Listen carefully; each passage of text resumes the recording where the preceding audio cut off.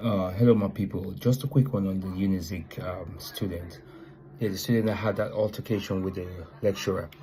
I just want to say this. I watched the video and I must say that if you look at the video very well, if you understand these things.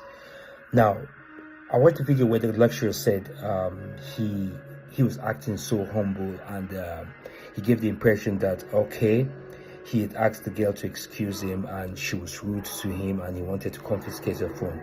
Now, I watched the video more than once, about 3 or 4 times, and you could see in that video that the guy tapped the student. He tapped her, and he came across as being the way he came across. It felt like he felt she was constituting a nuisance, so he kind of shoved her like, "Excuse me."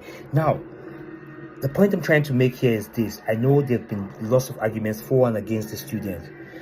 Number one, this whole thing was instigated by the lecturer. That's my opinion.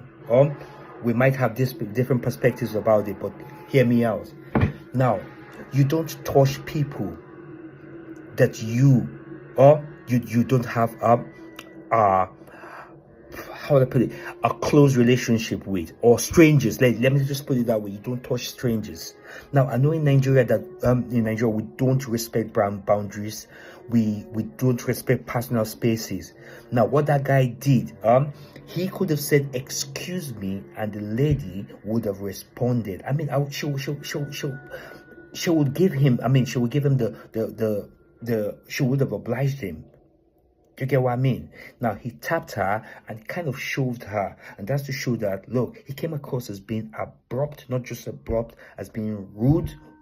And like he had the authority over her, if you get what I mean. Now, that's number one. Then if you listen again to what he was saying, I saw the video. He came out looking so like so humbled. I mean, he was looking humbled. He was acting. He was forming humility, like we say in Nigeria. Now, the guy said he went back to her and he wanted to ascertain if she was a student. Now, in the process of doing that, he asked her to delete the video. Not only that, he wanted to confiscate her phone. Bro, guys, listen up. What authority has the guy got? Because he's a lecturer or because he's older than her? It's a private property. What authority has he got to ask her to delete her video? You bumped into the video. She didn't deliberately go to record you. You bumped into her video. Not only that, you wanted to confiscate her phone. No, man. You know what? If in the law court, if you take this to the law court, the guy has just confessed to assaulting her. Yeah, that's what he did. You trying to take her phone by force. You're actually assaulting her. You have no such authority over her. Even the police. I know our Nigerian police, they go and they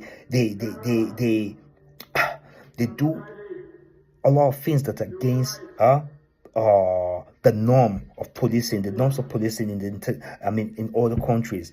Now, for the police, even the police cannot just go and confiscate your phone. They have to go through proper procedure. Now, because you are a lecturer, you think you have authority over the lady, you want to confiscate her phone. No, that's a no-no. You're assaulting her. And I do understand that the girl, she fought back. And for her to fight back, I think she's in the right to fight back. Yeah, she's in the right to fight back because you're trying to confiscate a personal property. You got no right. So you actually assaulted her and she defended. I think what she did will constitute self-defense. Yeah, that's how I see it. Now, I know in Nigeria we like to this respect thing. We talk about respect, we talk about morals, we talk about upgrading. Bro, it's not just about the girl. The guy who's older than her, the guy who's in a position of authority. He should have comported himself in a respectful manner, and not in a manner that comes across as abuse or oppression. That's how I say it. So Nigeria, there's so many things. Look, let me tell you something. A lot of people will come and say, oh, what are you talking about, this, that, she's older than me. Yeah, that is it. Yeah, but she has no authority over him. It is this respect thing with her, this respect thing that's been ingrained in our mentality. This is why today our leaders abuse, not only abuse and oppress us, and we can't fight back. We can't fight back because we say, oh, they're old people in the we have an old man as president, we have old people in the Senate, we have old, and they just abuse you based on, you see, in Nigeria we like to oppress based on, we like to oppress others that we feel are beneath us. Not only that, we like to oppress people based on status and age as well. Bro, because you're older than someone does not mean that you have any right. They ain't your kid. Even your kid, you've got to respect them. Look, well, I'm clamoring for respect for all Nigerians, no matter their age. No matter their age. So in this case, in this scenario, the guy was wrong. Look, we all pass through the educational system in Nigeria. There's so much oppression from these lecturers. Nigeria is a place whereby right from childhood, right from your childhood, you start getting abused. Right from childhood, right from the home units, you start getting abused. A lot of things we call discipline that we do in the name of discipline, they actually abuse. Some of us went to school in Nigeria, we also went to school abroad. If the lecturers we met, we came across in foreign universities, so humble. A foreign lecturer or a white lecturer in most of the schools we went to would not conduct himself the way that guy did. There's no need for touching no one. All you need to do is say, "Excuse me, can I pass through?" And the guy will oblige you. That's it. Easy as that. You don't need to tap her or shove her like she's constituting a nuisance. Then you come back and say you have the effrontery to say, "Oh, this is the kind of oppression our people go through in schools." We have to look into these things and let's not get carried away by the fact that, okay, because she's younger, she needs to. What do you want her to do? What? She's not his dad. Yeah, he's not her dad. She's not his kid. Even your kids too. You have to respect your kids as well. That's it. But that's my take on it. I don't know how you are. I don't know what your take is, but I need us to think about it thoroughly. Think about it properly. A lot of our standards in Nigeria, they are not universally acceptable. They are not world standards. There's some things we're good at. There's some things we're really bad at. That's it. And when it comes to abuse, oppression, and all that, we're really, really bad at that. Do you understand? So don't think your standards in Nigeria are world standards. They're not world standards. You go out of Nigeria, you will be messing up. You'll be messing up. That's it.